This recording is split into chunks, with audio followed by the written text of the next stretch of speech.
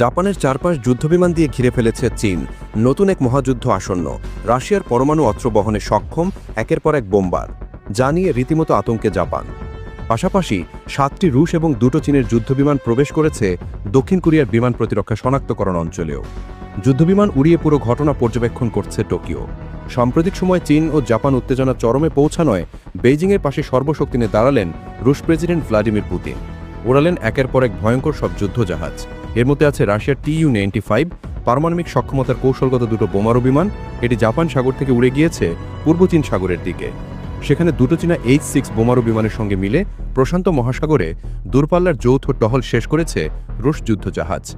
জাপানের অভিযোগ, পরবর্তীতে বোমারু বিমানের সাথে যুক্ত হয় আরও 4টি চীনা J-16 যুদ্ধবিমান। এগুলো জাপানের ওকিনাওয়া এবং মিয়াকো দ্বীপ তথা আন্তর্জাতিক জলসীমার মধ্যে যাতায়াত করতে থাকে। যুদ্ধবিমান টহলের সময় জাপান সাগরে একই সময় শনাক্ত হয়েছে রুশ বিমান বাহিনীর কার্যক্রম। সেখানে উঠছিল একটি F-50 আগাম সতর্ককারী বিমান এবং 2টো Su-30 যুদ্ধবিমান। জাপান জুড়ে চীন রাশিয়ার যুদ্ধবিমানের এই টহলে ভয়ে মরিয়া টোকিও।